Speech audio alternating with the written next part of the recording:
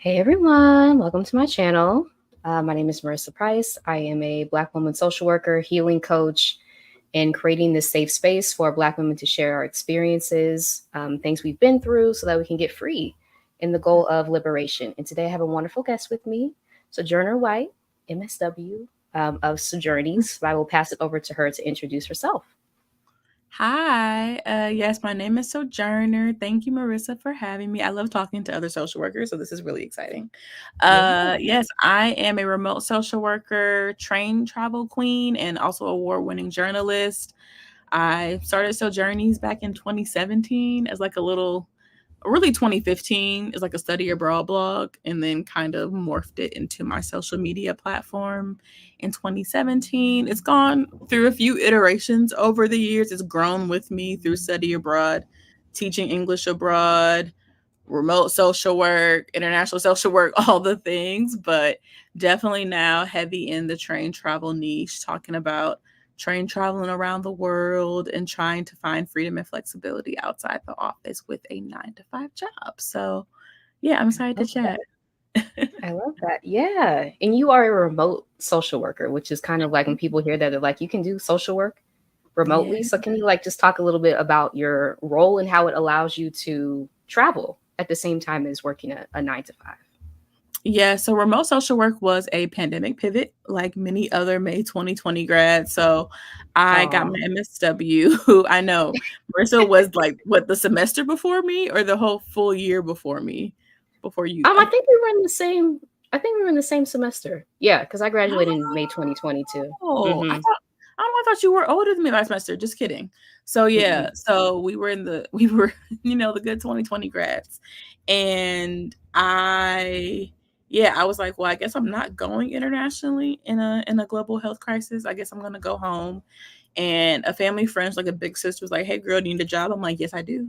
Yes, I do." Because like all the jobs that I were thinking I was gonna do either disappeared or weren't coming back. Essentially, I think some of those orgs no longer exist actually due to the pandemic. So I kind of had to pivot, and that's how I found like remote social work. And I just happened to call it remote social work on TikTok one day, and I posted a video when I was traveling around the US a little bit about like solo traveling and staying in hostels and remote social working. I went to bed, woke up to like 500,000 views and a bunch of social workers asking me about remote social work. And so that's kind of how it came to be. It's not a job title. Like you will rarely see remote social work in like Mm-hmm. a LinkedIn or Idealist post, but I work in research and evaluation consulting. So I do that virtually.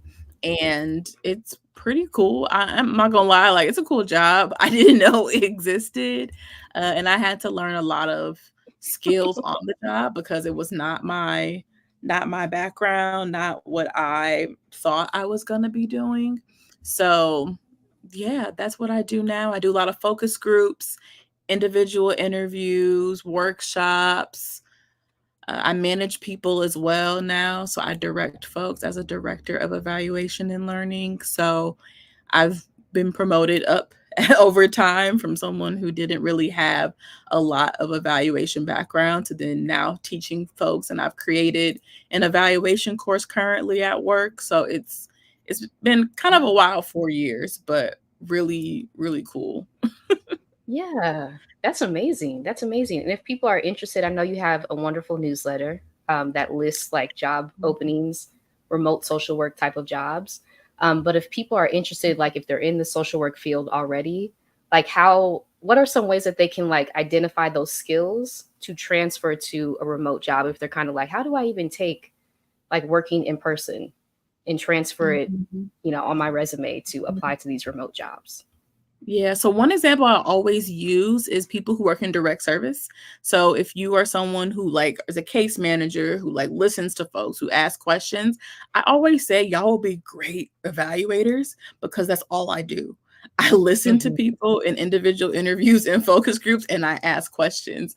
So I think one of the best things to do is kind of figure out what area you want to be in. I think a lot of people think very micro when they think of social work.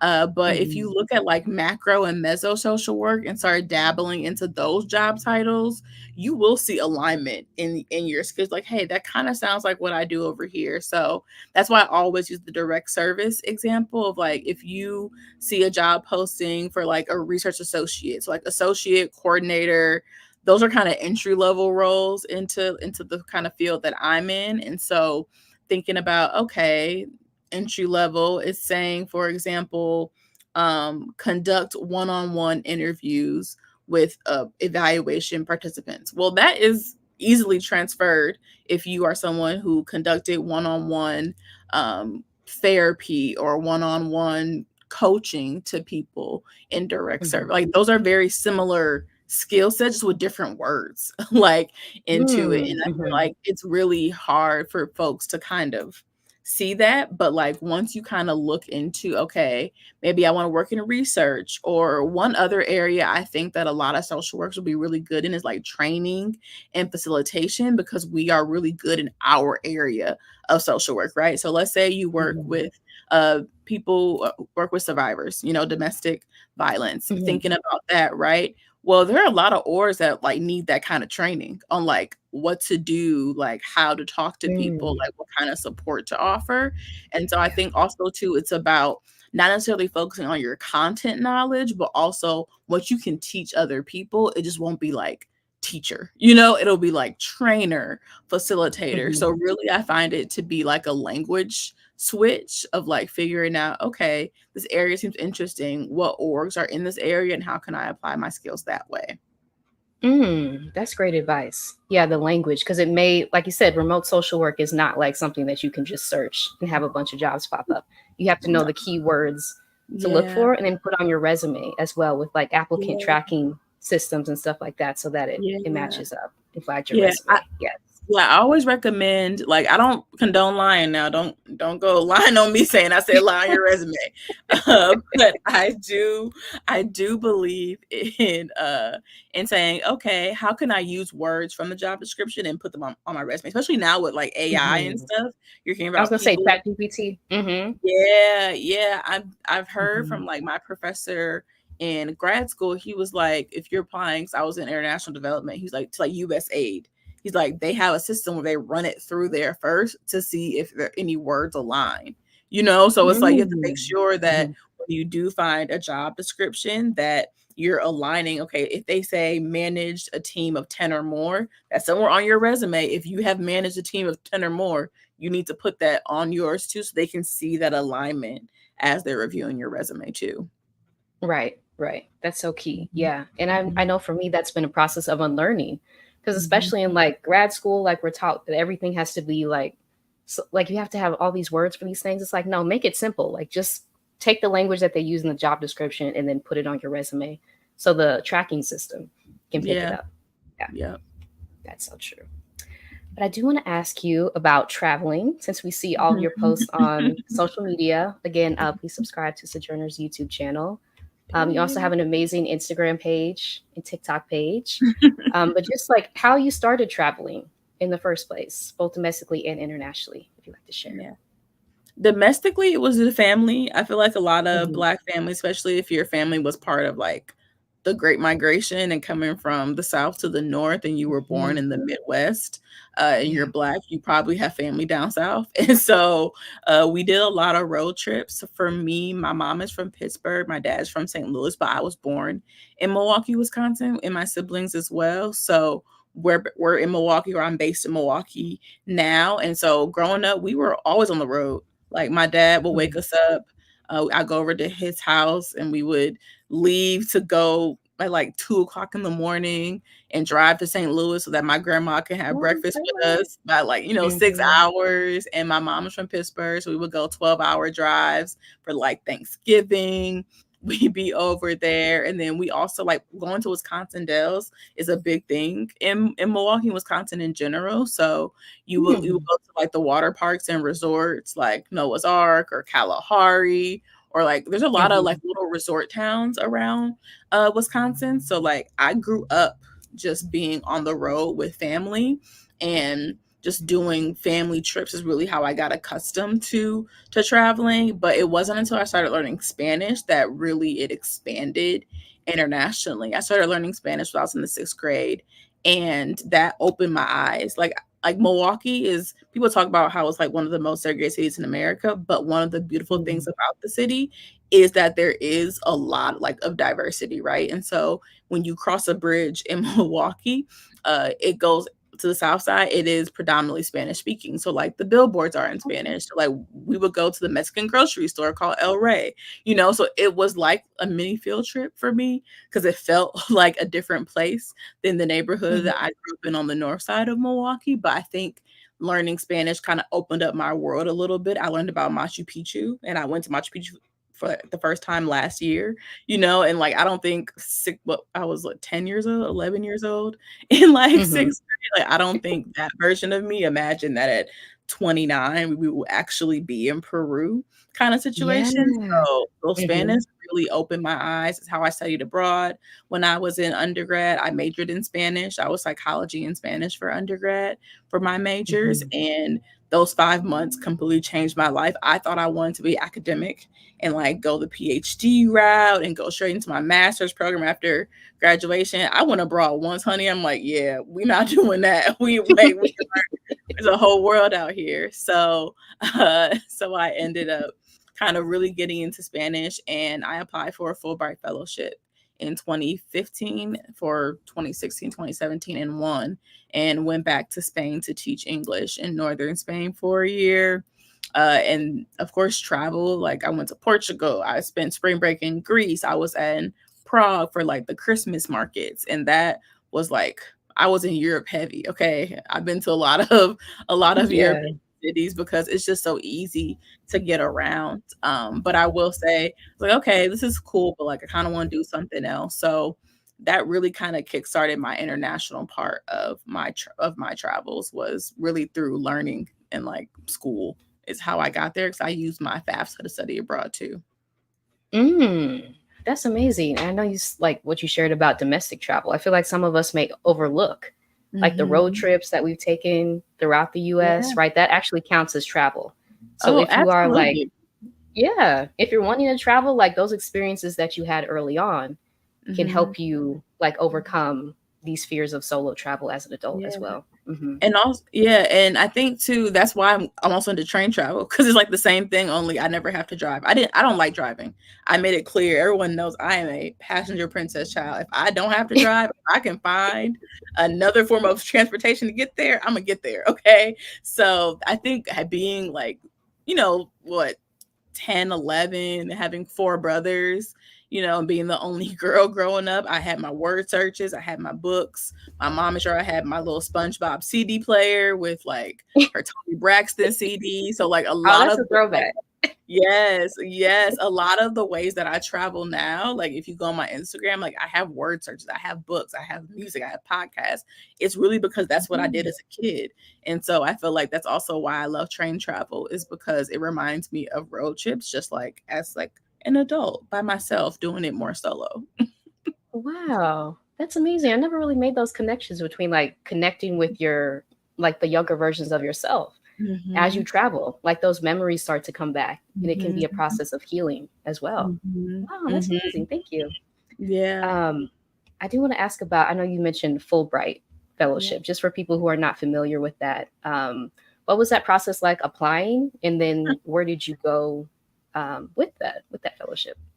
Yeah, so Fulbright, in transparency, I didn't know how big it was when I was applying. Like I knew it was pretty big deal, but like it was a really big deal, especially for Hmm. when so I went to a mid-sized undergrad institution. It wasn't like one of the top Fulbright producer institutions. And I learned that after I had submitted my application. I'm like, well, dang, maybe I shouldn't have applied. But essentially, it's a cultural exchange program sponsored by the U.S. Department of State and the Institute of International Education. So it's a pretty rigorous process. Like I started my application almost immediately after I got back from study abroad in 2015, and it was actually a course in undergrad. So I got like an A. Like I got credit for it because essentially you write a personal statement, at least in 2015, maybe a little outdated now, but you write a personal statement and you write a statement grant of purpose. So your person about who you are as a Mm. person and how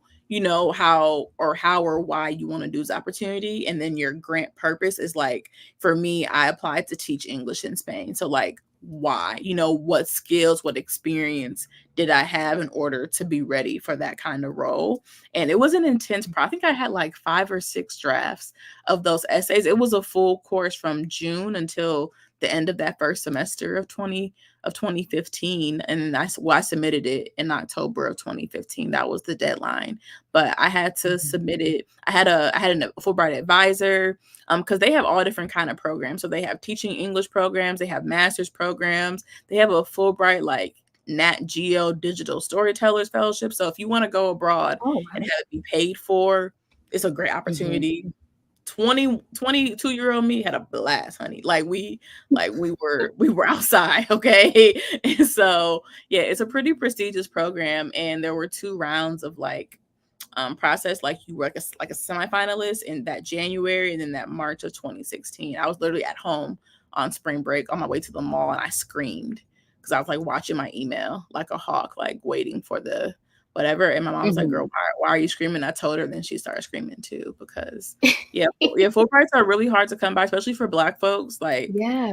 it really Mhm. wasn't a big thing. And so, yeah, it was a lot bigger than I thought. And then I was plastered everywhere afterwards. Even at home, I won an award from like the Milwaukee public school system for like excellence in education. Like it was everywhere. Like everyone Wow. wanted to know. Yeah, it was a pretty big process. And Mhm. I was grateful. I was like, that's crazy. This is wild to be a part of. And I think, Fulbright's interesting because I learned a lot about myself too as a Black woman, being in a Mhm. smaller Spanish town. I think it was a bit difficult at times just because it's different than being in a place where they're used to seeing Black folks a lot. There weren't many Black people in Logroño, which is in La Rioja, which is in northern Spain, and it wasn't like a super touristy place, so I did stick out. I didn't have colorful hair back then, but I still had twists and stuff in, and I would wear my Yeah. afro out, and they would be looking at me like, "Who's this girl?" Like it wasn't in a bad way, but it was just like you were stared at a lot too. So yeah, I learned a lot during that year about myself as like where I want to live, what did I want out of life too, and kind of what lifestyle I want. And I think that translated over into being a more flexible remote social worker, kind of, trying to find Mm. that flexibility for myself outside Mhm. of the US, which was, also a first experience for me of working. My first year as an adult, I Right. was working in Spain, um, which was wild again to say out loud now, almost like what that was 2016. So not exactly 10 years later, but like 8-ish years ago. Wow. So yeah, I reflected a lot on that year and like how it shaped me into the traveler I am and kind of the professional I am today. Mm. And you touched on something like flexibility. I feel like that's one of the things that travel has really taught me because you have to be flexible, right? When you Mhm, travel, when you're in a new place, you don't know mhm, people. Asking for help mhm. is something I've had to learn too, but that's like an Yeah. aside. But yeah, it teaches you these these like deep fundamental things about yourself that really like Yeah, expand the human experience. I feel like. yeah, it Um, does. mhm, Yeah, and doing it in like your second language. Like I spoke English and I had been learning mhm, Spanish for so long, but I would say my conversation skills didn't really increase until I studied abroad. I had a host mom. Her name's Bernarda. And like, I would be talking to her, and even she noticed a few months in, like, your Spanish is getting better, like you're understanding me a bit quicker, that kind of thing. And I feel like navigating that is one thing as a student, but then going back with Fulbright, I was a young adult. I actually realized during that time I didn't have hobbies outside of school. Like everything I loved to mm, do was school related. It was clubs, it was being a tour guide, it was being all these things that I was a yeah, part of when I was in undergrad. And so I realized I had no hobbies. I didn't know what that like. I didn't have any. So I took like a photography class in Spanish while I was there and met some other folks who were interested in photography. I had a Spanish roommate and 2 French girls, but the Spanish roommate, me and her Me and her hung out quite a bit. So yeah, you learn about yourself and how to navigate. Like I had to find an apartment in Spanish because in Logroño they didn't speak English. Like it wasn't a big touristy town, so I Hmm. really had to rely on my Spanish to open a bank account and go to the grocery store. Wow. And it was funny, the other day I just found my like little Spanish ID with my EIN. It was like a number they give you to enter the Hmm. country with your visa. Like I just found it the other day. It said like profesor or like, it's like, or estudiante or something on it. And it was Hmm. like wild to see that at this point because yeah, it was a lot to handle at 22 as a 22-year-old Black woman in a smaller town. And thankfully there were some other Black folks there with me that year. So that was really Hmm. helpful. And there were like a community of us in that town. And I was able to rely on them, which was great. I was going to ask, were you navigating that by yourself? But it sounds like you had like at least a few people who were helping you along.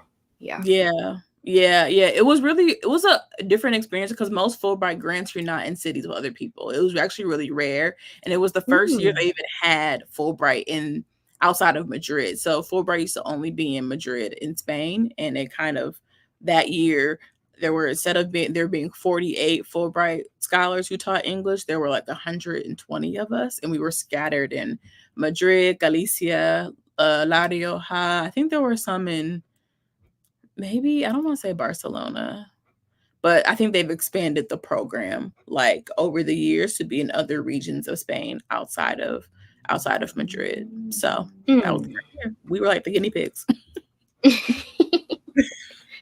And yeah, that just like talking about this brings up like the importance of travel for young people. I feel like I've Mhm. tried to like find ways to advocate for that, right? Because Mhm. just even traveling domestically Yeah, outside of St. Louis, which is where I'm from, like in yeah. exploring different parts of the US, I'm like, it opened my Mhm. mind to so many Mhm. things. And it Yeah, also allows you to see like the things in your environment that are not right. When you yeah. like go to different places and you see how people are living differently, it's like, what are we Mhm. doing here? Oh yeah, that's why I don't like cars. Like car culture in the US irks my nerves, child. It irks me Yeah. because I'm in Europe and I can get on public transport and get around. I told you I don't like to drive. So like my my villain origin story is cars in the US and Robert Moses, the dude who's responsible for this foolishness in urban planning. Oh Like yes. yeah, and so yeah, I agree. Definitely expands, and I'll argue too. It also makes you appreciate. I think growing up in Mm. Milwaukee, which I don't know if you can relate, growing up in St. Louis, we're often taught to leave.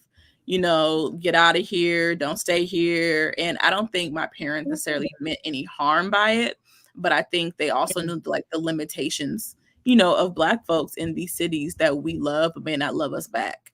And I think that is that was something I've learned to appreciate over time was that I've been to many places, but wherever my family is, that is home, and so for my life, that has been Milwaukee for me. It's where my mom planted roots. She was supposed to be here for 2 years. She's been here for 35 years, 35 years, a bunch of kids later, and here we Yeah. are. So I will say too, it also makes me wish that the cities that we're in the US also valued its people in the way that other cities in the world I've seen value Ooh. their Mhm. people. Um, Yeah. and yeah, I'm working through that now as someone who's trying to figure out where I want to live long term, what that looks like, especially being a Black woman and a single Black woman who I don't know about Mhm. marriage kind of scares me still. I know I'm about to be 30, but still the idea of marriage marriage and kids still makes me a little nervous. So I'm like focused on partnership and building that Yeah. foundation first. I feel like I'm like a 30-year-old teenage girl most days. So so I think I'm reflecting on all of that based off all the places I've been and things I've been able to do. It's like, where do you live as a single Black woman currently in this world, Mm. happily? Mhm. Where are we thriving? Where are we finding peace and joy and happiness and all those fluffy things that we want? And for me, a lot of times that means going solo. It's going solo and just kind of Mm. adventuring on my own and figuring that out. Right, right. Yeah, I was just thinking about like growing up in St. Louis. I actually had the opposite messaging. I talked to Glamazzini on YouTube, Rushdie, about this. She lives in St. Louis. but it's like the messaging is to stay put. And a lot Mhm. of us like do not travel outside of the St. Louis Mhm. metro area. Like that is so common. So for me to be traveling even outside the US now, people are still like, what? What are you doing? Like it feels that like rare.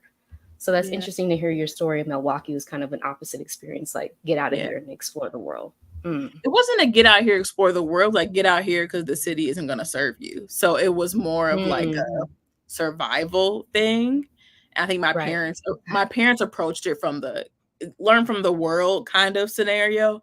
But I think the underlying message from other folks was like, the city isn't going to sustain you. You need to leave the city, like in the way, given Milwaukee's history, Black Milwaukee, and, we can go a whole down a wormhole around segregation and redlining and all of that kind of stuff Mm. that affects Hmm. cities like Milwaukee and St. Louis. But I think because of, the racism and whatnot, it was like, don't stay here, go see something else.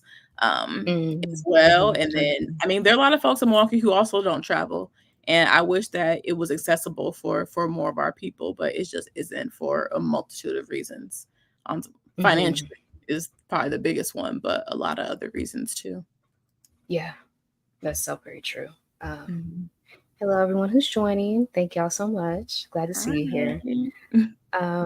I do want to talk about train travel and how you started train traveling, what inspired you to do this, because this is still something that's like when we see your pictures, it's like, oh, this is possible. This is possible Mhm. as a solo traveler to Mhm. take these beautiful train trips. So, just like anything you like to share around Yeah, so again, I told y'all I don't like to drive. So even in grad school, like I've been catching the train as like a means of transportation quite literally since I, became a young adult and started branching out. Being in Milwaukee, Chicago's only an hour and a half from our downtown to their downtown on the train. It's really easy. It's like 50 that. bucks round trip. So when I got some money, a little bit as a broke undergrad, I would go to Chicago to eat for a day or just go hang out in Chicago and come back home. When I was in grad school, when we were in St. Louis, I would catch the train because the Greyhound is a scary place sometimes, child. Scary, Oh, very hmm. scary place. And so I was like, yeah, I can't be on the Greyhound in the middle of the night anymore. I need to be on the train. I need to be on the train. So I would catch the train from St. Louis to Milwaukee. And even in undergrad, I went to school in Peoria, Illinois. I would catch the train from Milwaukee to Hmm. Bloomington and Hmm. then catch the bus from Bloomington to Peoria. So anytime I wanted to catch a train, I would. But it wasn't until July 2021 where I took my first like scenic train ride across the country. I took the California Zephyr from Milwaukee to Chicago, then Chicago to Emeryville, California. It was 52 hours, so it was 3 days. Ooh. It ended up being 59. I had a 7 hour delay on the last day, but I made it work. I made it work. So Hmm. I ended up taking the train across the country. It was like in the middle of like, COVID was still at its peak, and like the vaccine was just now coming out, and personally I wanted to take a vaccine before I started traveling internationally. So I was like, and I didn't want to end up getting COVID abroad and have to quarantine a hotel. I had the kind of money. So I was like, let me just figure out what I can do for fun in the US. I had Google US bucket list. I saw this train in the mountains. I'm like, what is Amtrak doing over there? Like, what are y'all doing? Like, I didn't know the trains went that far. And Yeah. that's how I ended up on the California Zephyr. I'm like, well, I must take, I know at that time, I think I'll take one scenic train ride and be done. I'm like, if I'm going to take a scenic train ride, I'm going to take the best one. Like, I'm going to take the best one. I'm going to have the room because if you book a roomette, you get all your food included. It is expensive. I'm not going to hold you like $800 for like 3 days. But in my mind, okay, I'm getting what? 9 meals, 8, 9 meals included with that. When you book a room, you can also have access to the shower on the train. So I brought my shower shoes, like college. You don't know what's on the floor Hmm. in the shower. Oh my So God. so dorm Yeah. life being an RA, like prepared me for this experience, and I loved it. I fell in love with it. I love the fact that I could have a little room again, have my books, have my word searches.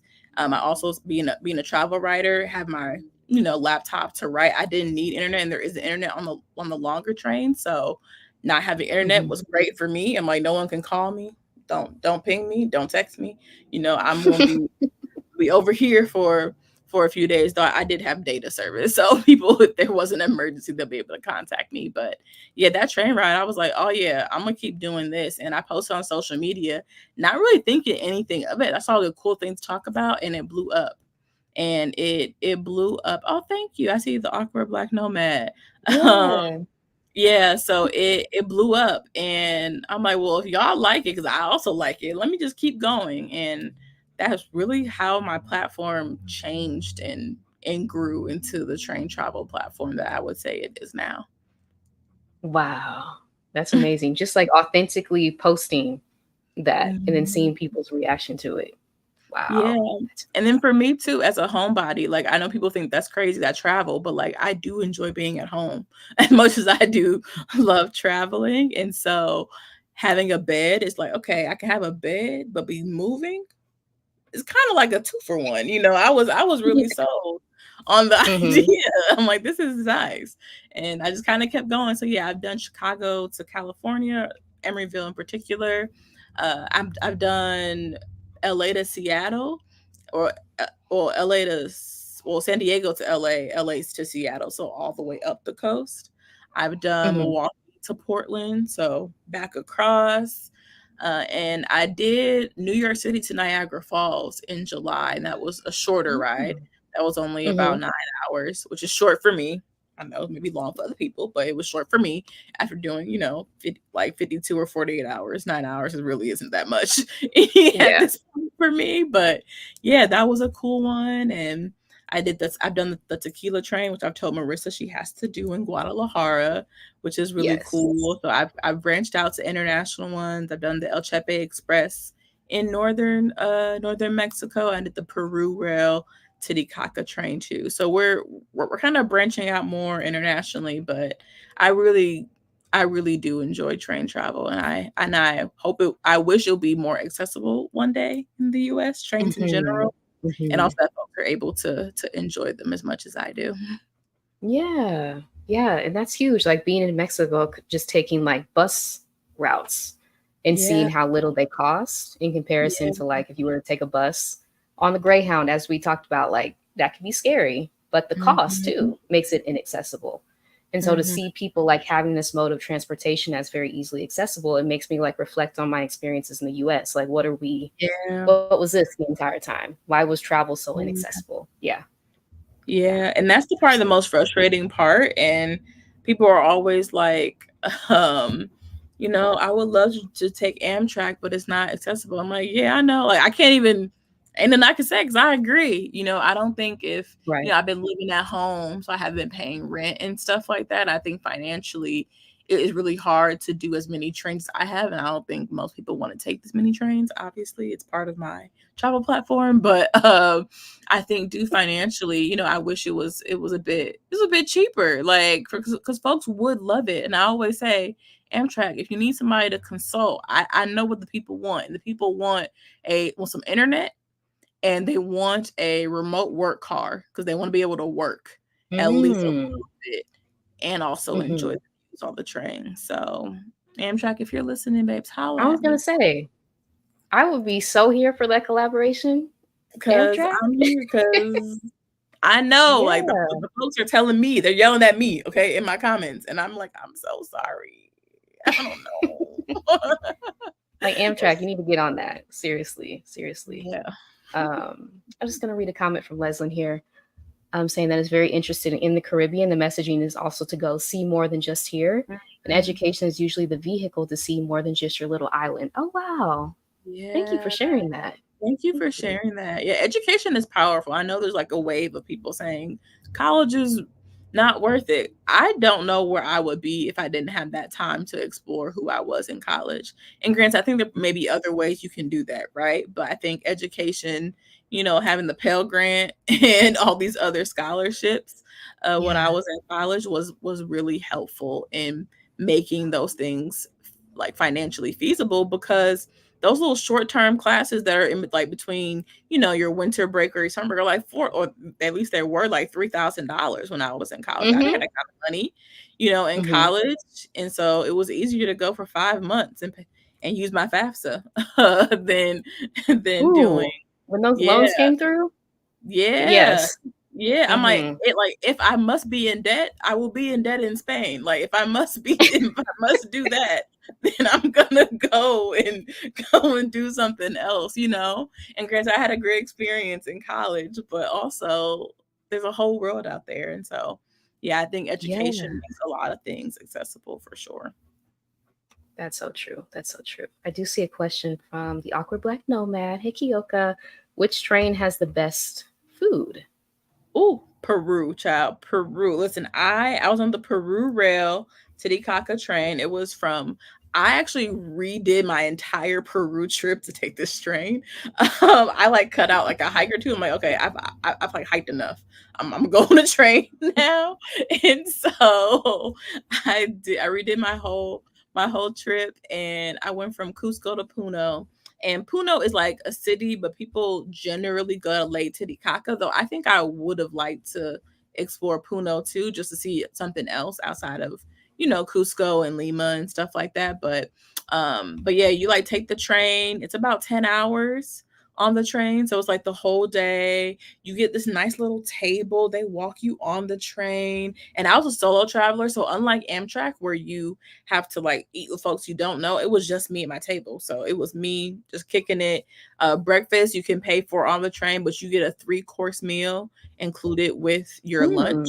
And Mm-hmm. included with the price. So I had that, had some wine, had some bread. I had like this vegetarian quinoa kind of situation. I think they had steak too, but I don't eat red meat. So I was like, I'm Mm-hmm. not gonna eat that, but I'll eat the vegetarian thing. And that food was so good. Peruvian food is great though. It's well seasoned. They have a lot of very fresh, natural flavors. So I would say Peru has had the best food on the train thus far. Mm-hmm. I love that. I love that. Mhm. I see a comment from the educator saying, I chickened out going from Georgia to LA by train this week because for medical reasons I don't want to fly. You're living my dream, Mm. Sojourner. Oh, thank you for sharing the educator. I'm good to see Oh. you. Oh, well, the educator, I hope you're able to go. And I know like there's a tropical storm going on down there, so it may actually have worked in your favor. I know there's like been a lot of trains getting canceled in the southeast. So I don't know if that would Mm. affected the West Mm-hmm. Coast. But I do hope you take that train one day, when you're Yes. feeling better. Yes. Rooting for you. But I do want to ask you about the fears that some of us may have around solo traveling for the first time, and then like any fears that you have heard that you'd like to speak to in your experience traveling solo.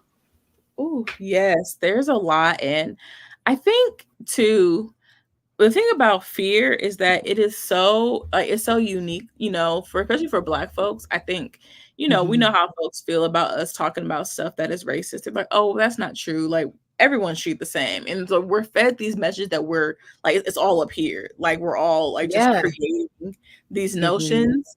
And that's not true. Like there's very real experiences that we see every day. Like unfortunately, Sonia Massey in her own home with a pot of Yeah. water, and it's so like the fears that we have are rooted, at least if you're from the US, about our experience in the US. And what I find often talking to like parents of people, because I get a lot of people who DM me and people over the years who like, I'm trying to convince my mom, my dad to let me study abroad or let me go here. And they're just like, no, the world is racist. No, you can't and I feel like it's such a conundrum, especially being a Black woman, because I agree, Mm-hmm. like, yes, you cannot escape anti-Blackness, but you also can't let it stop you from living the life Mm. you Yeah. want. And so I always try to navigate that conversation with empathy, because I don't want it to be like everywhere safe. You could go everywhere and do everything, because I don't want to give folks this like kind of rose colored glasses situation or expectation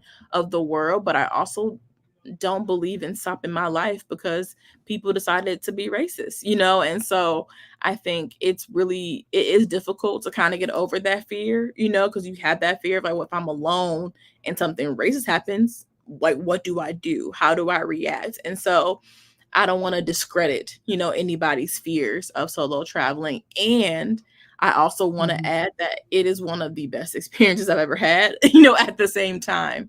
And there have been times where I've been really sad solo traveling. I think it's okay to feel lonely, or be afraid of being lonely while you're solo traveling. I've been gone for months at a time, and it's natural to be lonely. As humans, we crave connection and community. And so a lot of times I hear, well, like what if I get lonely, or what if I kind of get homesick? Well, most of the time when you're solo traveling, you meet other people. And I do believe in lying when you're solo traveling. I believe having like a little pocket of white lies, because folks are also like, well, what if someone tries to, attack me because they know I'm solo? Well, you don't tell them you're solo. Tell them that That's key. you like tell them, oh yeah, Mhm. my friends went on a day trip today, but I decided to stay behind until they get back. Yeah. Or if or someone asks you at a bar, oh, are you solo? No, my friends were tired tonight, so they stayed in, but I'll meet them when I get back. Make up little Mhm. lies. Okay. I'll always have Right. your little pocket of white lies. I think is really important to protect yourself, and then obviously trusting your gut. If you feel like you want to tell someone you're solo, by all means use your own discernment to do that. But I hear a lot about the loneliness, a lot about the navigating a new country on your own. I always recommend for people, if you're scared, to send your itinerary to your loved ones. I prefer a Google Doc because everyone can access a Google Doc generally in 2024. And also, Mhm. it updates in real time. So, say you need to switch your hostel, you can go in there and switch it, and your family's going to know where you are. I also share my Mm. location with people. I think that's the other thing. People are like, well, what if I'm taken? That movie child. Like every time someone's like, I don't want to be taken, I don't want to be taken. Well, generally speaking, that is highly unlikely. It's Mhm. highly, highly unlikely. But also, I always like now I share my location with people who I trust. And so they know where Mm. I am. And so if they're like, I thought you were here, like I haven't heard from you a few days, where are you at? They can kind of see where I'm at location wise. But yeah, people have a lot of anxiety about it, and I understand it's wild to travel somewhere where you don't know nobody, you don't speak the language. Like It I know is. on paper it sounds so ridiculous, but I think over the years you definitely build that confidence. I remember freaking out. My first solo trip for real was in 2018. I went to Mexico. I went to Cancun, Tulum, and Valladolid, and I was in O'Hare Airport and I panicked. Like Mm. we were about to Mhm. board, and I realized for the first time, like, oh my gosh, I'm going somewhere where no one's gonna greet me when I get there. Prior to that, I had been in Fulbright, I had been in study abroad, so I had programs, that I was used to Right. being with other people, but it was like, no, girl, this is just you. Like, this is all Mm. you. So it was wild, but I got to my hostel, and the first day I met a black girl from Brazil and then a black girl from Florida, and we all hung out for the short time I was in Cancun. And they were also solo travelers, but we got tacos together, we hung out together. So if you're scared about, not meeting people, either you can stay in hostels and meet people that way, or you can join tours in hostels. If you don't want to stay in the hostel, just join like their walking tours or their bar crawls. If you are someone who does drink alcohol, or any tours through a hostel, you can probably meet other people, through that process, and then you won't be 100% alone either. That's key advice. And I do want to ask, like, how you moved through that fear that you experienced at the Mhm. airport, because that's so real that a lot of Mhm. us are like, may feel like fearful of sharing, right? When we like share our travel journeys, like, no, behind the scenes, sometimes it's like, it's messed up, right? Sometimes it's like Yeah. you do have that fear. So, how Yeah. did you like move through that to continue to your destination of Cancun? Yeah. Well, I took about 10 deep breaths. Hmm. 10 deep breaths when I was at the gate. I also am a journaler. I love journaling. It's like my favorite thing. And so I kind of got my journal. I was literally at the gate and started journaling. Okay. I had to journal like some affirmations to myself, and also to process what I was Yeah. feeling, what I was thinking. Um, there's a few other things you can do. I think at the time I kind of had to talk myself into it, because I'm like, girl, you here now? Like, you here. It's like, I'm like, are you not gonna not get on the plane? Like, you did all this work. are you gonna sit here and tell me that you're not getting on the plane? So it was really up here. Like I don't know if anybody else knew the dilemma I was going through, but I was really gassing myself up and talking like, girl, get it together. Like, like Sojo, you got this. Like, Mm-hmm. I'm like, you have prepared for this. You are doing this. Because at the time, I wanted to go someplace on my own to see if I can navigate Spanish. So I had to remember my end goal. Mm. I have to remember like Mm. why I booked the trip in the first place. Yes, it was to, go to Mexico, but also it was because I had been with groups for so long. I wanted to try out solo travel. It's kind of like you have to like remind yourself who you are. That's kind of what I had to do. It's like Yeah. remind myself who I am and like and like the skills that I have in order to navigate a country on my own. I can speak the language. And I think for me as someone, I grew up with a stutter. So like when I get really nervous, I like my stutter comes out less in English, but I learned when I studied abroad, it came out a lot in Spanish because when you learn Oh, to get wow. over your stutter in one language, it doesn't magically translate over to the other. So I had to learn essentially how to get over my stutter in Spanish, and I'm still learning how to do it because when I get nervous, I start stuttering. So I think for me, I had to remind myself, you booked this trip because you want to prove to yourself you can do it. So I really had to talk myself into it and just, focus on that. I mean, I think looking back on it, I don't know if I call my mom. It would be in character for me to call my mom, but I don't think I did. I didn't want to worry her at the time. But I think that positive self talk and like question, like, girl, do you know who you are? Yes, you do. Yes, you do. And Mm.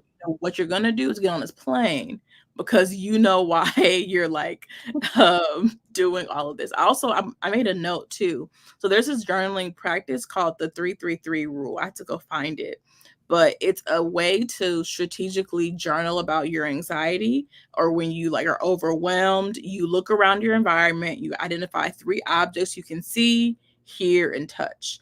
And it's supposed to kind Mhm. of help you be present in the moment and like recognize the sounds and senses around you to prevent those negative thoughts from coming in. So if you want a more strategic technique on like what to journal in those moments, consider like, okay, let me ground myself in where I am presently and Mhm. then kind of go on with your day.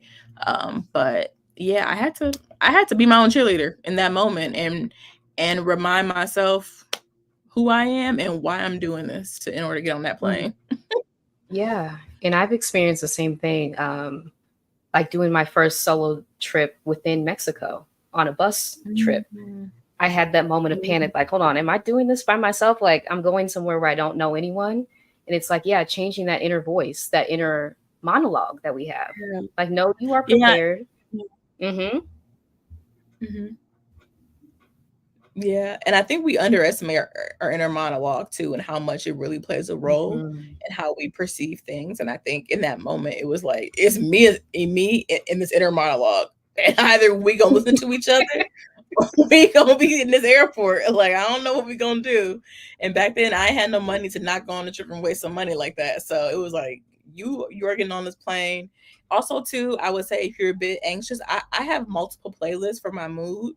So I have my hot girl playlist, okay? I Mm-hmm. have my like R&B vibe, my little vibey playlist that I really like. So I like having playlists for my mood so that when I do get like really anxious, maybe I need some calming, I can put on, I love like Ari Lennox and like Mm-hmm. 90s R&B. I am a Tony Braxton girl, so if I need to gas myself up, He Wasn't Man Enough for Me is always on Yes. rotation, always on rotation. So yeah, just like kind of knowing like what music gets you into the mood you need to get into, I think is a good tool to have. Because you're by yourself and only you got to use. I put on my headphones, I pick my mood, and that's how we rock and roll. I love that. I love that. And I do want to ask, like, those of us who have grown up, lived in American cities, like, we've navigated these cities and these places by ourselves Yes. solo Yes. before.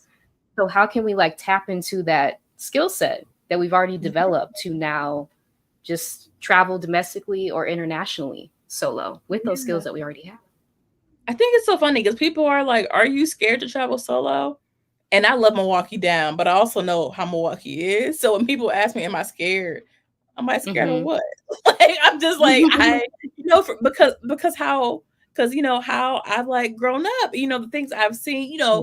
it's like being black in a city is already a risk in the United States, and so it's like when I Mhm. go other places, they don't really be seeming that bad to me. Like, to be honest, even in a country like Mexico, which every time I talk about Mexico, someone's like, "It's so dangerous, you shouldn't be going nowhere," or like, you shouldn't be going there." And granted, I've been to some parts of Mexico where the average beginner solo traveler probably shouldn't go first. Like I mentioned that a train in northern Mexico, it is pretty remote. Like, it's a pretty remote part of the country, so that's not a beginner train trip I would recommend.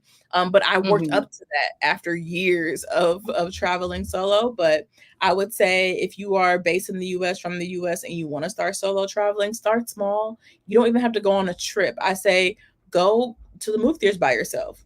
Go Mhm. bowling by yourself. Like, start doing activities solo so you get in the habit of being solo. Even doing things that you would do with somebody else, like grocery shopping, go by yourself. Figure it out by Mhm. yourself. I think any way you can kind of take yourself out of your comfort zone in increments, if you're not ready to jump abroad in a confined place where you know how to get around, you like know the culture, I think that's a great place to start. And then from there, maybe do like a staycation, by yourself, Mhm. and be a tourist in your own hometown. Many people, I posted this black owned guide to Toronto. I'm getting comments from Ooh. locals saying, I've never, like, I've been here my whole life, I've never been to these places. I'm like, well, now's a great time to go. So like, Mhm. being a tourist in your own hometown, because granted, I wasn't a tourist in Milwaukee until I got older, because it's your home. You don't think like a tourist. Yes, Right. I love Mhm. that. Let's talk about it with Mara. Going to a concert by yourself is a great, Mhm.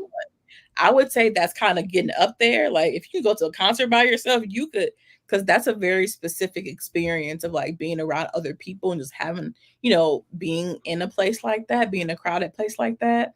But yeah, starting small and doing little things, I think is a great way to kind of build yourself up to like a longer trip. So then doing a staycation, then doing a weekend trip. Some of my favorite cities to go solo traveling: New Orleans, which I also know gets kind of a bad rap as Ooh. far as danger, but I love New Orleans. They have so Me much to too. do for solo travelers. Mhm. I've done like a cocktail making class. I've done a twerk class in New Oh. Orleans. I've done like Black History tour.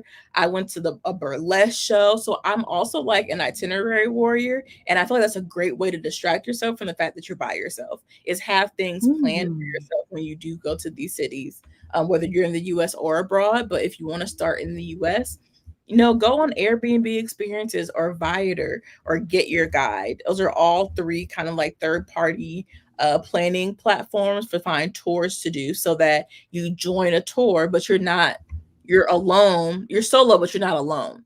Like, you're Mhm. out here. Like, for example, I went to, where did I go in the US? I did. Well, I'll tell you, it wasn't in the US. I went to San Diego solo, and I'm going to Tijuana because I'm like, if I take the train there, I bet. So I took like the public transportation to the border, crossed the border, but I had booked a food tour on Viator. So I was in Tijuana, but I was with Mm. other people, but I was solo, but not really solo, because I had a guide who was from Tijuana himself, and there are a bunch of us there, who are there to eat and have fun. So again, you really got to make it your own, and figure out what kind of traveler you are. Are you someone who wants to like relax more often, who maybe wants to do like add a spa day into your itinerary? I think now I'm kind of getting to that point where I love a good massage. I love a good pool and Mhm. glass of wine kind of afternoon. So I think really kind of figuring out how to create activities for yourself is a great way. But yeah, New Orleans is a great city. Chicago, I've done solo many times. New York City is a great place. I've been to Portland, Seattle. So yeah, there's tons of cities to do. And if you want to make it easier for yourself, plan your trip around a festival. So kind of like the person who mentioned going to the concert, if you Mhm. plan to go to Toronto for Caravana in Canada, then you will have a thing to do with people around you. You may not know anybody, but you're not alone. Mm. Mhm. That's so true. Yeah. Because you can solo travel but not be alone. Like you said, Yeah. by putting yourself into group experiences, You can Mhm. also meet other people who are traveling too and develop relationships that way. Yeah. Yeah, and it's also great too for me as I've like I call myself like an outdoor girly now. I was not listen, you couldn't put me in the outdoors when I was younger now.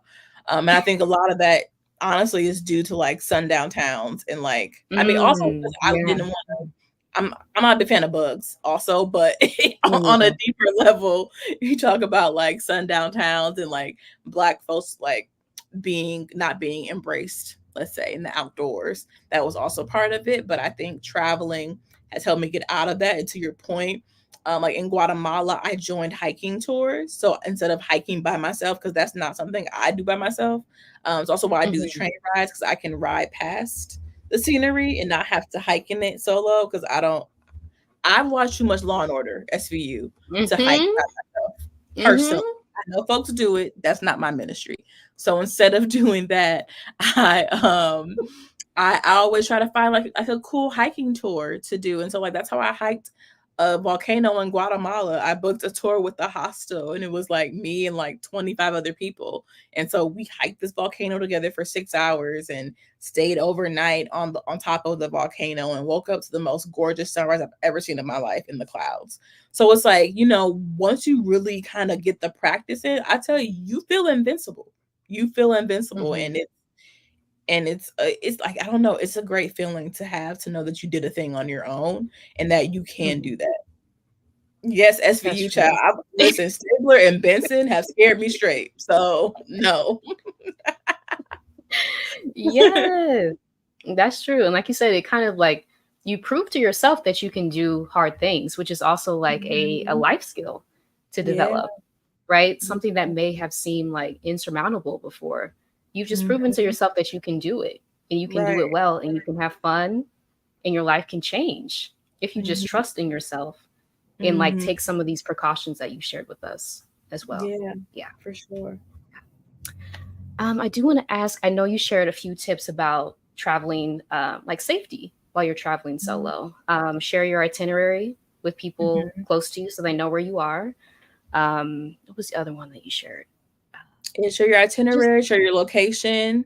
If you have an mhm. iPhone, that's generally what I do. People who have iPhones, but obviously you can just send them your itinerary too, and that's also helpful. Primarily, like where you're staying, I would say is the best thing.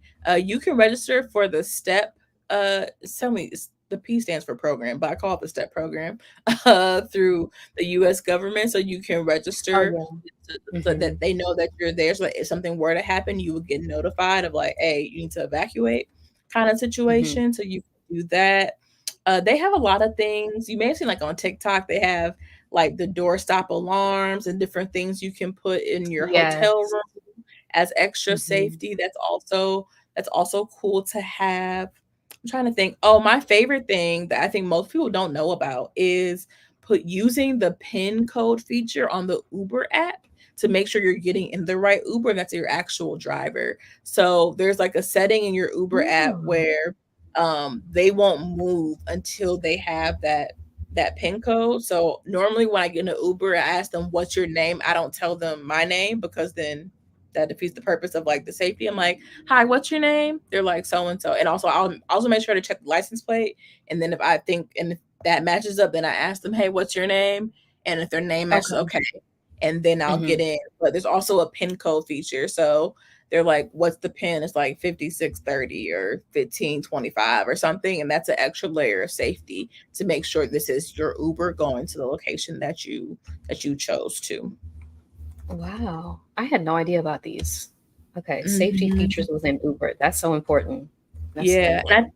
I think too in Uber now, or I think it's in Lyft, and Lyft isn't as worldwide as Uber is. I would say Uber is more global than Lyft is, but Lyft, when you're in the US, I think now you can also, if you are a woman and you prefer having a list with women, you also have that option. I think it's women or like non-binary folks. I believe it's the exact wording in the app too. So if that makes you more Mhm. comfortable, you can also opt for that feature in the app.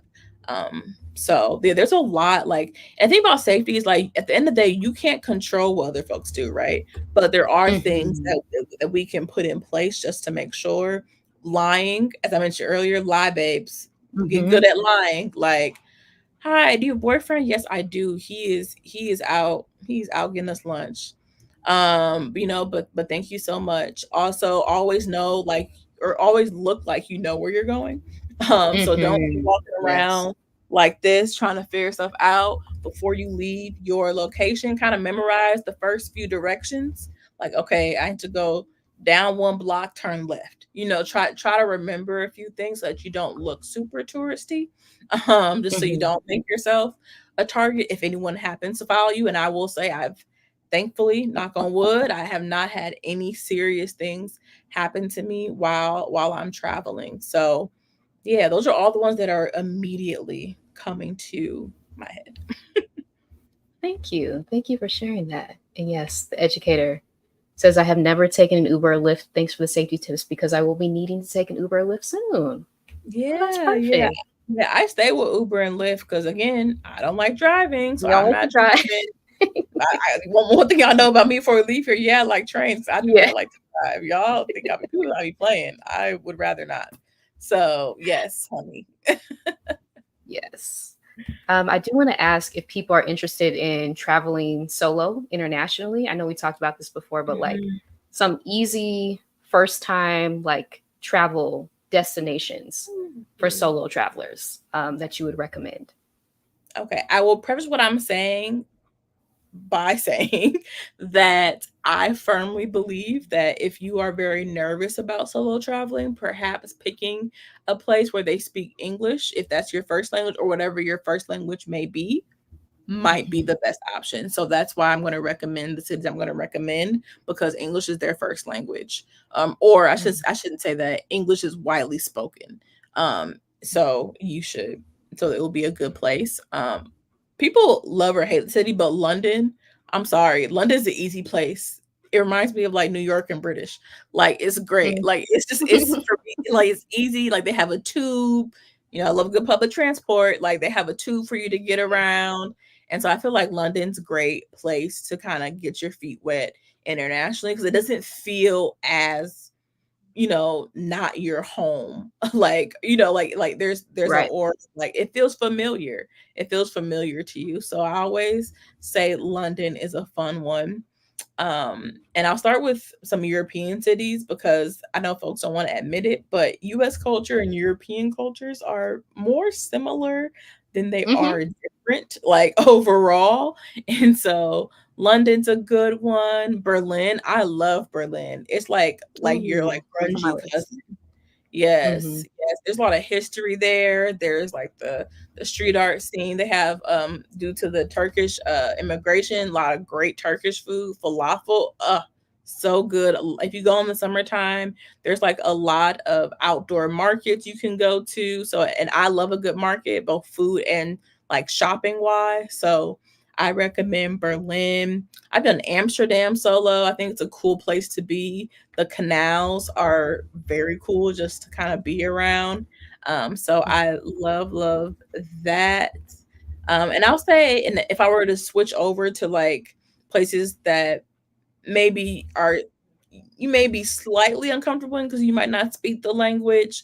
Mexico Hmm. City is a great one. It's a huge city, humongous Huge. Hmm. city, but I will say that it's one of my favorite cities. If you're in Mexico, Oaxaca is a bit smaller. So Oaxaca City could also be an option for you. I'm trying to think where else I've been that I think be good for beginners. There's some other places that I think are good, but I wouldn't call them like beginner cities, but those are the ones that are immediately coming to me. I have not been to Asia yet. That's the one. Asia and Australia I have not been to yet, so I cannot give any recommendations over there. Um, Hmm. but I hope to visit them very, very soon. Yes. Well, thank you for sharing those. I see a comment from Mara say, I'm moving. Oh, I'm moving to Cambodia next year, and we'll travel around Southeast Asia. But Europe is next after that. Amsterdam is a must. Yeah, Amsterdam Yes. is on my list too. Yes, I've spent multiple times. Like I've been to Amsterdam like twice now in summer and winter, and I love it in both seasons. But also I'm a Wisconsin girly, so winters anywhere are pretty. similar to Wisconsin. Like once you kind of grow up in the snow, you can handle most weather. Um, as well. I feel like I'm missing places. But like, oh, Portugal's also a cool place. So like Mm. Lisbon, I've done Lisbon. Lagos is more of the beach town. But yeah, Lisbon, Lagos, Porto. If you're headed to Europe too. But yeah, I've been to Prague, Budapest. Those are more, I guess, Eastern Europe. But yeah, there's a lot out there, and I feel like Europe is a easier continent for us to adjust to, just because the cultures are pretty similar overall, and they're pretty easy to adapt to. But again, if you want an adventure, Mhm. Cartagena, Medellin, you want to go to Colombia. I think Ooh. Colombia is a bit more advanced, I will say. Mhm. Even though I know Medellin, I think we could talk about gentrification and how that's changed a lot of cities, as far as Mm. like there Mhm. being pockets of it that feel like you're in New York. And I feel like Medellin and Mexico City kind of have that vibe in some of the neighborhoods where there are like a lot of tourists who go there. But I know a lot of folks who love Medellin. I went last year and I thought it was a really cool city too. So again, really when you talk about beginner solo travelers, it's like how much are you willing to expose yourself to something new? And if it's a little, Mm. Mhm. probably pick a European city. If you want to kind of really branch out there, I think there's a lot of like Latin American cities that would be really cool too. I love that. I love it. And I think that's like the importance of knowing yourself, right? Your Mm-hmm. risk tolerance, like how comfortable you Yeah, are with traveling. And yeah, that's one of the questions I had too, like just traveling domestically. Like, what are the benefits of that if you're not ready to take that leap yeah, internationally? How can yeah. you like take some trips Mhm. domestically to kind of get your feet wet before you make that leap? Yeah, I will say I used to talk bad about domestic travel because I had done it so much as a kid. I was over it. After a while, I was Mhm. like, okay, I need to figure something out. But I have a renewed love of it due to trains in particular. It gave me a different way to travel around the US, and different perspective of US travel. So sorry, domestic Mhm. travel. I do love you way more than I thought I did. um, but yeah, I would say for traveling domestically, um again, finding festivals or things to do in those cities is probably a cool way to do it, because there'll be a bunch of other people who are also new to that place Mhm. experiencing it as well. But yeah, I love, like as I mentioned, New Orleans, Chicago. I've been to Charleston solo. um DC, I think, is a really Oh smaller yes. place. I think people think DC is really big, but like it's not. And so I think it's Yeah. actually one of the better cities to do solo travel in, because everything is kind of condensed a little bit. And so I really like that. San Diego is beautiful. Now San Diego is expensive, child, but San Diego has some Mm. of the best weather I've ever experienced in my life. Just perfect temperament. Like I Oh. just yeah, no, San Diego's beautiful. They have beaches. It's lovely. And I will say San Diego is one of those places where, unless me, someone who doesn't like to drive, was a bit, I had to Uber a lot. I did take their bus. It wasn't that great of a system, but I did have the time to hop on the bus every now and again when I was in San Diego. San Francisco is also another good one. Again, California is just a Mhm. bit expensive compared to the Midwest, obviously. But again, another great city. Seattle and Portland, I have a love for the PNW, the Pacific Northwest. It's so beautiful landscapes over there. Mhm. So if you like landscapes, I think going to Portland or Seattle, um, a bit tamer weather than being in the Midwest.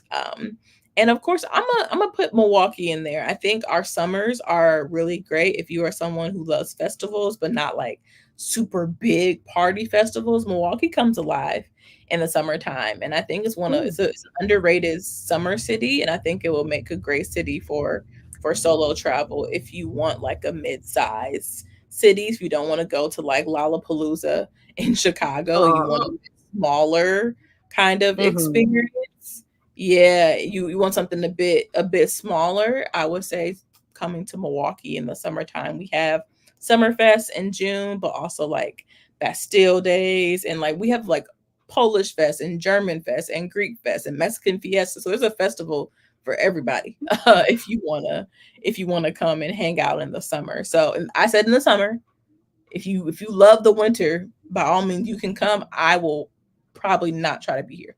But if you also love winter, then you can come to Milwaukee too. But I would say our summers come alive, and I think it will make it really for a cute, nothing, no pressure solo trip. I love that. I love that. And that just Mhm. like kind of emphasizes it doesn't have to be difficult. You don't have to go like No, someplace across the world for your first solo trip. no, You actually no. need to like kind of build up those muscles to You be able to do. travel by yourself and gain the tools that you need over time. And domestic travel is a Yeah. great way to do that. Hmm. Yeah. Yeah, and build that up, and again, you don't have to, because okay, going abroad, you may need a visa depending upon where you're going and what kind of passport you hold, all that kind of stuff, and booking flight, it's a lot, and so I feel like working yourself up to it. Like I think Milwaukee is a great beginner city. That's why I recommended it, because in the summer it's like super chill. You get you a Hmm. hotel downtown.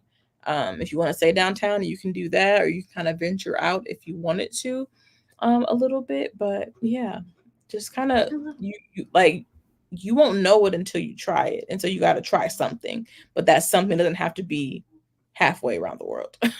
hmm That's very Mhm. true. Very true. But as we're winding down, I do want to ask you just in general what traveling solo has taught you about yourself as you've journeyed. That's such a good question. Um, yeah, it's funny because my brothers often remind me how I didn't used to talk as a kid. I was like very shy. I would say really around Hmm. people I wasn't 100% comfortable with, and also because of the stutter, I was a little like I don't know if I didn't feel safe all the time, right? 'Cause, Hmm. kids are nice. Yeah. Kids can be cruel though. Kids are mean. Yes, they Uh, can. so, Hmm. I feel like solo traveling in particular really got me out of my shell and kind of out of my bubble. I'm doing things that like I'm a little stubborn, so and I know that about myself. But I'm doing things that I like maybe swore that I wasn't like gonna do, and I think that really is due to like saying, okay, I'm gonna go here and experience this place. And it's not from like I'm gonna center myself in the culture. I'm gonna go there and figure out what the folks are doing and how I can learn about it. And I think approaching that's like soul travel in that way has made me not only learn something about myself about becoming more outgoing, and like I approach people first. Sojourner about even 5 years ago may not have done all Hmm. that, like, and so I think 2018 was like, okay, I really have to put myself out there, and I think that's the thing about solo travel. Like when you have to do a thing, you're gonna You have do it. to. Yeah, Hmm. it's like so it is. I don't know if you ever heard of, like, social workers or therapists talk about, like, exposure therapy. It kinda feels like that Hmm. sometimes, like, you're putting yourself out here to, like, do this thing, and you're like, "Well, Yes. I'm here now. I planned the trip. I did all these things. I have to commit to it." And so, are there cheaper ways to do that? Probably. But be as fun as, planning a solo trip to Colombia and going to Cartagena, and I took a champeta dance class by myself. I was the only one who signed up for the Airbnb experience, and I was dancing. Like, and I'm not like dancing kind of makes me Good. nervous, but like I was Uh-huh. dancing to learn how to dance with like the two, like these are all guys who like work for this tour company, but they made me feel so welcome. They're called Black Legacy Experiences. It's Oh, still to wow. this day one of my favorite like solo experiences, just because I felt so comfortable in a whole new country Hmm. where I didn't know anyone. And so I think when I Right. think about solo travel, that's what I think of like putting myself in places that I maybe I learned about in the 6th grade or throughout my years of studying Spanish, but also places where I saw on TikTok I can go to Guatemala and eat pizza on a volcano. Absolutely, That's so cool. absolutely.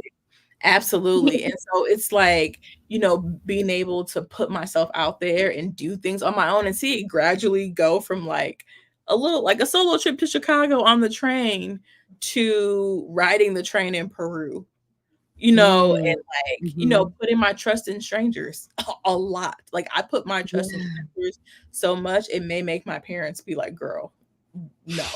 but it's like you really have to trust your gut, and I feel like I've learned that. Like Mhm. I can tell, nah, this not it. Let me go exit, or I can tell, you know what, I think I'm comfortable enough to say I am solo, and I'm ready to deal with whether or not that was a good decision or not. And thankfully, it's been a good decision.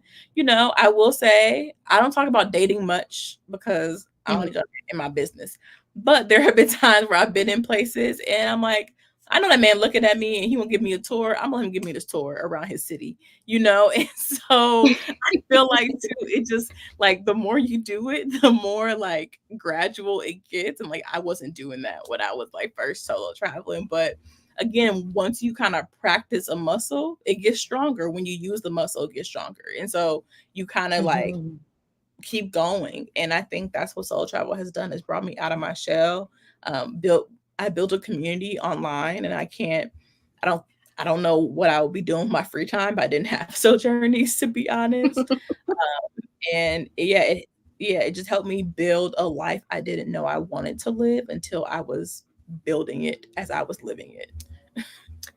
I love that. I love that. And Mhm. yeah, I agree with that. Like being an introvert, being like similarly a very Mhm. quiet kid, like to myself, travel has kind of brought like my personality to life. I feel like because when you Yeah. are in these situations where you do have to ask people for help, ask people for assistance, like you said, place your trust in people that you don't know, that Mhm. exercises that muscle over time. Exposure therapy, that's the Mhm. perfect term for it. Yeah, absolutely. Yeah. Yeah. And so that's really what it is. It's like, I'm here. Now what? Mhm. Mhm. I did it. Now what? Now I gotta Now follow through. what? Yeah, that's so true. That's so true.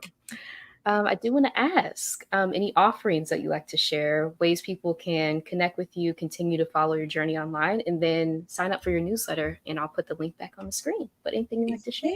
Yeah, I always joke I have an irresponsible digital footprint. So you put in Sojourner White, I don't think anybody else has my name. So that is my full name, but also Sojourneys everywhere, or the Sojourneys on Instagram. You can connect with me. I do have a YouTube channel that I have a lot of vlogs coming up around the trains that I've taken. So if you are a long form Ooh. content girly, come find me on YouTube. But I do have my website, sojourneys.com, and it's really a hub of my life in the different phases. So right now, focusing on train travel, solo travel. Also have a remote work page with some tips if you are a remote social worker. I have a jobs board and a newsletter. Two, if you're a train traveler, on the train travel resources page, I have like a train travel checklist I made earlier this year. If you're looking to take your first train ride, which I've hopefully convinced you to take, like maybe like a cute little 3 hour ride or something, something small. I I'm not think we're all saying, convinced. Mm-hmm. yeah, I'm not saying you Yeah. gotta go 35 hours on a train, but take a little cute little ride at some point. Definitely check out the train travel checklist to kind of help you plan that out and get in the mindset of what it means to plan a train ride. And I didn't send this link to you ahead of time, but if anybody Mm-hmm. does want like one-on-one time, I do have a few like pick my brain options. So Okay. um, on my Calendly, which is also, you can find on my website too. But if you are curious about solo travel or want help or anything like that, you can definitely come pick my brain, and I can kind of help you process all of that too. So we're out here, and travel agent, travel advisor things are coming. So I get asked that a lot if I Ooh. plan folks trips. That's currently in process. It's not 100% finished yet, but yes, I'm also getting into to planning trips too. Ooh. That's exciting. That is Mhm. so exciting. Mhm. And I see the educator says, okay, I need that train travel checklist. And you said it's on your website too? Yes, yes, it's a Okay. train travel checklist. Um, I wrote it earlier this year just because I feel like, okay, people are pretty new to train travel. Obviously it's not a thing that most people do. So let me write something for the people who want to see. So I'll send that over too if you want to. if you want Yes. to get that train travel checklist. So, The yeah. link here in the chat. Wonderful. And as we are closing, just a last piece of advice or closing thought that you like to share as we wrap up how to navigate the fear of solo travel. Yeah, I say lean into the fear. I know that's like really corny, but it's true. Like I don't think I would be here if I didn't lean into the fear of like, okay, I have this stutter, but I want to learn Spanish, and I'm gonna keep persevering in this thing, even though it terrifies me to make mistakes because Black girl perfectionism be kicking my butt. Mm-hmm. So lean into that fear, lean into the, okay, I feel like I should be doing this, but I'm not sure. Like, I think there's a lot of beauty in that. And it's very nerve-wracking. It's very nerve-wracking to be in that space. But what's on the other side could be really beautiful. Or you could say, yeah, I try solo travel, but it's not for me. But at least you know. You know, at least you're not spending your days wondering if solo travel is for you or not. Maybe you try, you're like, it was cool, but I prefer traveling with other people. That's 100% fine. You know, definitely, but definitely figuring out like what you like and what you don't like is probably one of the best things you can do so that you don't spend your days wondering what if. And I don't want people's fear to have them spending their time wondering, well, what if I did that when I was 21 or 31 or 51? Like don't let age define your solo travel adventures Mm-hmm. too. I've met so many dope Black women who were older than me who give me advice. I'm like, yeah, girl, live your life. A man may come eventually. Like that's always how the conversation Yeah. goes. To be honest, when I meet other Black women, especially who are out here solo traveling too, like no, live your life, girl. Live your life. You know, Mm-hmm. everything else will work out. So yeah, definitely just kind of lean into it and know that fear is okay. There's nothing wrong with it, but really, what do you want to do with the fear? Do you want to let it fester or you want to do something about it? Ooh, that is such an important question. What do you want to do with the fear? Yep. Mhm. Yep. It's like you said, you can try it and it may not work out how you thought, but you're gaining information along the way, right? And you're Mhm. expanding your worldview, you're growing as a human being. And those are all life lessons that you can take with you, Yeah, no matter and which angle yeah, you go. it makes you more bold in your personal life too. Like, I feel like I'm Mm-hmm. a more solid person because I know I can do things that are hard or scary, or that are, like, would instill fear. Like, I don't know, hiking up a volcano for 6 hours probably sounds ridiculous to people, but for me, that sounds fun, and I did it, and I know I can do it. So if I know I can do that, I know I can do this at work. Or if I know I can do, like, hike Machu Picchu, I know I can stand on business with this man who I am talking to back home. I know I can have Mm-hmm. the confidence to do things over here. So I feel like, if I can do stuff solo, I can stand up for myself, in my friendships, and I can do Mm-hmm. all of these things because I've done harder things in life, and I've kind of stretched those limits and got out my comfort zone. If I can do that, I feel like I can challenge myself to do some of the other things that are more mundane, quote unquote, but need to be Mm-hmm. done. That's true. That's true. Those skills and that trust in Mhm. yourself as you're Mhm. traveling, especially solo, that you literally Mhm. have to develop because you're by yourself, right? So you're Mhm. gaining these things. So when you go back to, if you do go back to life as it was, it won't be the same because now you have all of these things that you've gained, ways that you've demonstrated to yourself that you can trust yourself, that you can trust Mhm. your intuition too. I think that's been huge for me. Mhm. Just realizing, right? You don't have to speak the same language as someone to like pick up on Nope. someone's vibe, Nope. right? Your Exactly. intuition comes into play. Mhm. So that has been so Mhm. key. Yeah, Yeah. yeah. But yes, Danny, thank you so much. Wonderful combo. Thanks, ladies. You're so welcome. You're so welcome. Yeah. But yes, I want to thank you so much, Sojourner, for being here, sharing Mhm. everything that you shared. All Sojourner's links are in the description section as well. And with that, I want to thank y'all for being here. And yeah, let y'all go. Until next time. Bye, y'all. Thanks for watching. Bye.